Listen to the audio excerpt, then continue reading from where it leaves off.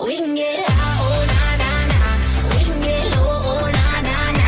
Let me be a friend, baby let me in. Tell you no lies, oh na na na. Salut tout le monde, c'est Sophia, bienvenue sur la chaîne Apprendre par l'expérience.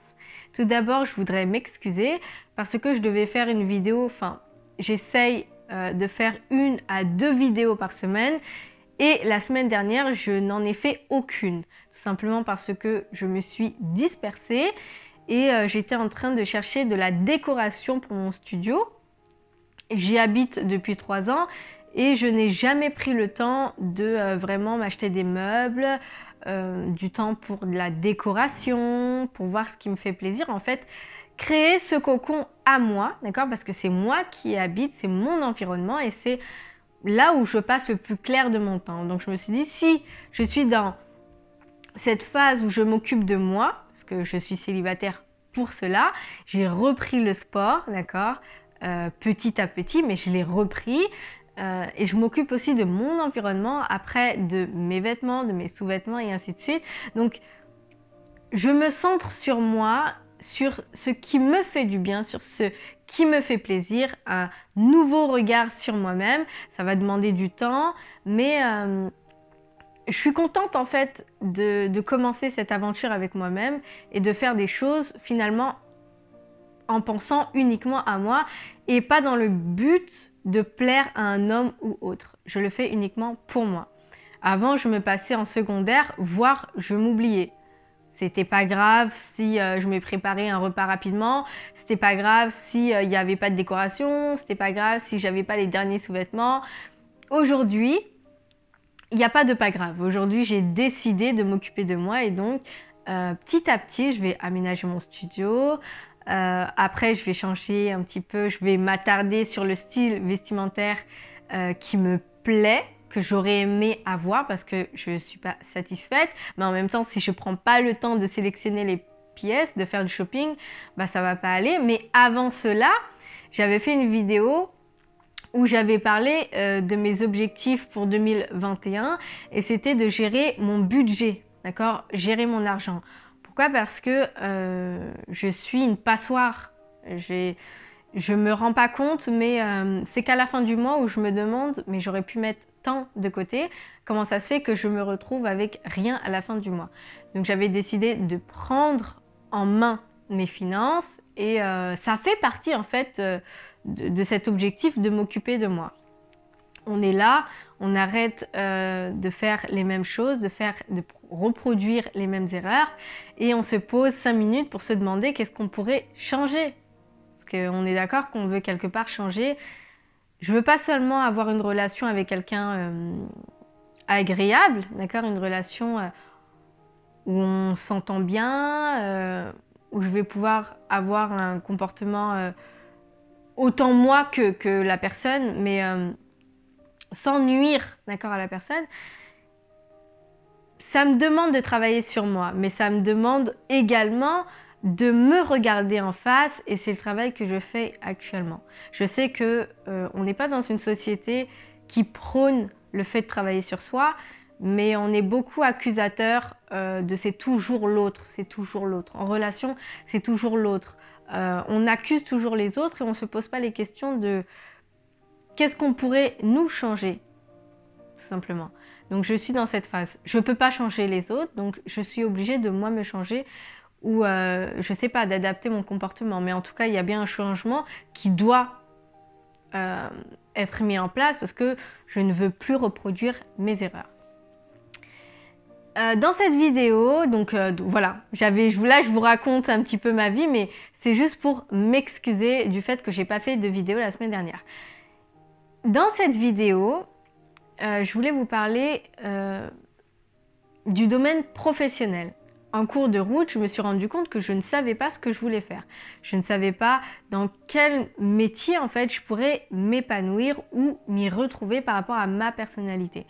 Et comme je ne me connaissais pas moi-même, je suis en train d'apprendre encore et toujours sur moi-même. Il y a plein de choses aujourd'hui que j'élimine qui avant n'étaient pas évidents pour moi. Et j'ai suivi les autres parce que dans ma classe, il y avait, quand j'étais en études, il y avait beaucoup de personnes qui voulaient faire infirmière. Et du coup, j'ai suivi ce chemin-là, j'ai essayé de passer le concours que je n'ai pas eu. Aujourd'hui, Dieu merci. Mais parce que je ne me vois pas en tant qu'infirmière et quand je ne savais pas encore que le domaine de la santé n'était pas pour moi, ce que j'ai fait, c'est que je suis partie dans le paramédical. C'est pour ça que je me suis retrouvée assistante dentaire. C'était beaucoup plus facile pour moi et comme je ne savais pas, mais que je devais gagner de l'argent, on doit vivre à un certain moment, c'est plus papa, maman qui nous aide en quoi que ce soit. Et j'ai commencé assistante dentaire où je savais dès le départ que ça ne me plaisait pas. J'ai continué, comme je vous ai dit, par besoin d'argent et comme je ne savais pas quoi faire, j'ai continué. Donc de 2014 à aujourd'hui, je suis toujours assistante dentaire. Il y a que peu de temps, peut-être 1 an, que j'ai compris ce que je voulais faire. Ce n'est pas un métier, d'accord, mais c'est un projet qui me tient à cœur. J'ai toujours été confrontée depuis que je suis petite à la comparaison. Ça, c'est brutal. La comparaison de regarde, un tel fait mieux ça que toi, regarde, un tel est plus intelligente que toi, un tel sait mieux faire ça que toi. Et du coup, je me suis conformée à me comparer et à essayer toujours de faire mieux que les autres. Et en fait, tout de suite, ça m'induit en erreur. Parce que je ne suis pas censée faire ce que la personne fait ou mieux. Je fais comme moi, je vois les choses et ça peut être très bien aussi. Le résultat peut bien apporter. Et du coup, j'ai ce syndrome-là de toujours me comparer, de toujours essayer de faire au mieux.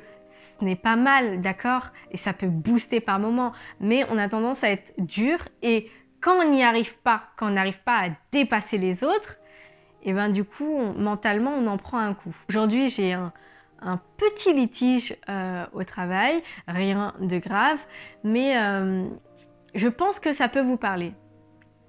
Je suis quelqu'un, comme je vous ai dit, qui essaye de faire au mieux, d'accord, de manière vraiment très bien. Maintenant, quand j'y arrive pas, je me dis que je ferai mieux. C'est pas grave, je ferai mieux. Et en fait, j'ai une collègue qui passe son temps à me dire « Ah, tu sais, tu as oublié de faire ça. Ah, tu sais, il faut que tu sois vigilante parce que tu n'as pas appuyé dans ce bouton. Ah, tu sais... Et aujourd'hui, je lui ai dit, bah, ok, j'ai oublié ce bouton, d'accord, mais c'est pas grave.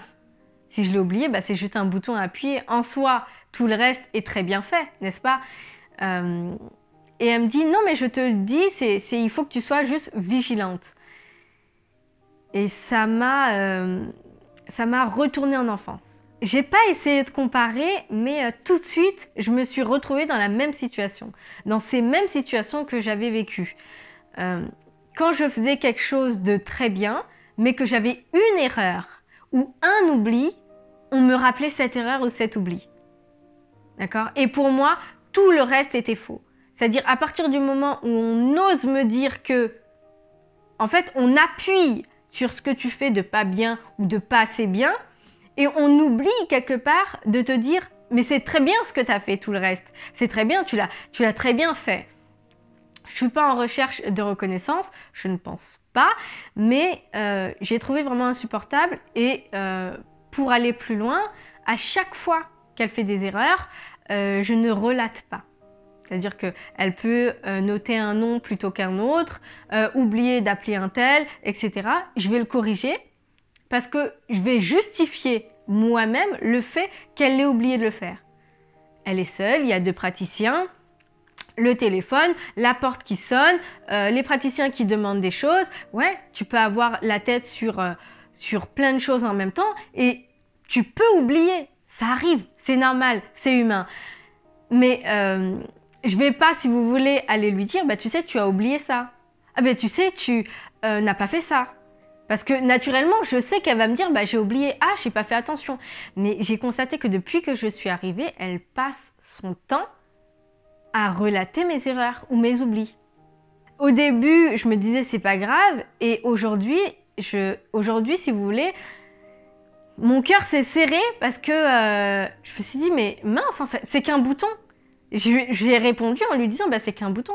C'était pas volontaire. j'ai pensé à plein de choses et ouais, j'ai oublié ce bouton. Elle me dit, oui, mais c'est pas la première fois, tu l'as oublié peut-être 2-3 fois cette semaine. Ouais, bah c'est un bouton en fait. Ça n'a pas vraiment de conséquences. C'est un bouton. Tu appuies sur le bouton. C'est pas grave. Quand toi, tu fais des erreurs ou que tu as des oublis, bah je le fais. Mais cette partie que je viens de vous dire, je lui ai pas dit. Pourquoi je lui ai pas dit? Parce que je suis comme une... alors, excusez-moi pour le terme que je vais emprunter, mais je suis limite une bouffonne en fait. Je n'arrive pas à dire droit dans les yeux à quelqu'un quand ça ne va pas. C'est la même chose en relation et c'est que maintenant que je le constate. Lorsque quelque chose ne va pas en relation, je vais tendance à le garder en me disant c'est pas grave, c'est pas grave, c'est pas grave. Du coup, j'accumule et après j'explose. Et je suis en fait une bombe à retardement. Et c'est la même chose au travail où je vais accumuler toutes ces petites réflexions, cette façon de me reprendre, de me rappeler mes oublis, mes erreurs, en fait les mettre en relief. Ça m'est insupportable et aujourd'hui j'ai dû lui dire bah, c'est juste un bouton en fait.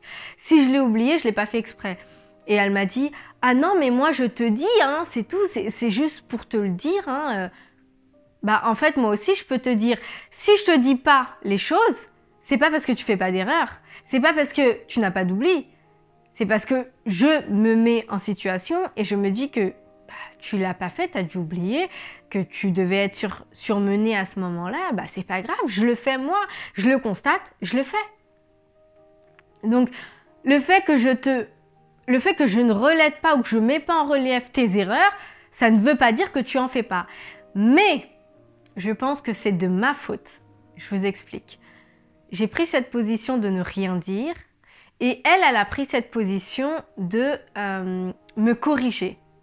Quand je suis arrivée, je suis la nouvelle, donc je suis la dernière arrivée. Elle, c'est l'ancienne. Elle s'est comme chargée d'une mission de me remettre à l'ordre. J'ai pris cette position de ne rien dire, de peur de vexer, de peur de me sentir mal dans cet environnement où je passe quand même beaucoup de temps. J'aime pas me sentir mal dans une entreprise où avec mes collègues, on n'est pas obligé de s'entendre super bien comme des copines, mais au moins le respect y est. Et pour moi, je ne marche pas sur tes plates-bandes, tu ne marches pas sur les miennes. Et du coup, je dis rien. Je dis rien parce que j'ai pas envie d'offenser, parce que j'ai peur de dire quelque chose de travers, parce que j'ai peur qu'on prenne mal ou qu'on interprète mal. On pourrait croire que c'est bienveillant, d'accord? Elle veut juste m'aider, mais c'est pas le cas. C'est pas le cas parce qu'effectivement, tu as une manière de dire les choses. Ça peut être que mon fonctionnement. Je sais que les gens ne réagissent, ne fonctionnent pas de la même manière que moi, mais moi, ça m'est insupportable le fait de me reprocher mon travail. Encore une fois, pour vous dire que ça n'a pas vraiment de conséquences. Mais je pense, et je peux vous le dire avec quasi certitude, que si je passe mon temps à lui dire ce qu'elle fait mal, elle va mal le prendre. J'en ai parlé à une amie et elle me disait justement qu'il y avait cette femme qui était dans le même lieu de stage qu'elle, donc elle était également en stage infirmier. Et cette femme arrivait à dire les choses de manière, en fait avec tact. Parce qu'en position, lorsqu'on est stagiaire, on est d'accord que il y a plein d'infirmiers, de médecins ou d'aides-soignants qui font les malins. Okay, ils savent qu'eux, ils sont titulaires et que toi, tu n'es que stagiaire, que tu es là pour apprendre, donc on te traite comme un petit peu de la merde ou comme moins que rien. Et bah, cette stagiaire, bien qu'elle soit étudiante, arrivait à dire les choses avec tact, à reprendre les gens, du moins les personnes qui étaient titulaires, avec qui ils étaient chargés de lui apprendre. Quand quelque chose n'allait pas, lorsqu'elle se sentait offensée ou lorsque ces personnes avaient une façon de s'exprimer qui était non respectueuse, elle arrivait à dire les choses et à imposer des limites, non seulement par le verbal, mais également par son attitude confiante. Donc, bien qu'elle reprenait ses supérieurs, elle s'est pas retrouvée en rivalité avec eux et ça n'a pas nui à son stage. Moi, à chaque fois, je me dis, si je vais contre cette personne, c'est moi qui vais en pâtir parce que c'est moi, quelque part, qui est en position de faiblesse. C'est la même chose par rapport, par exemple, au patron ou au supérieur. Lorsque on veut essayer de rectifier cette supérieure ou ce supérieur hiérarchique, il peut nous foutre la misère. Déjà que je supporte très mal le salariat, donc c'est pour ça que je me suis mis à temps partiel et pas à temps complet. Ça serait que cette supérieure hiérarchique me bousille mentalement dans mon lieu de travail. Lorsque nous sommes salariés, on dépend d'eux parce que c'est eux qui nous payent, parce que si on n'a pas le chèque de paye, on ne peut pas payer nos factures, on ne peut pas manger, on ne peut pas s'habiller et ainsi de suite. Donc notre vie, quelque part, en dépend d'eux. On ne peut pas faire ce qu'on veut. On peut parler de droit du travail, etc. Il n'a pas le droit de je ne sais quoi. Tu peux perdre ton travail et ne pas en retrouver un dans l'immédiat, sauf que si tu n'as pas d'argent de côté, tu peux ne pas t'en sortir. Et je suis déjà seule, en fait, à porter ma vie sur mes épaules, sur mon dos. J'ai pas papa, maman.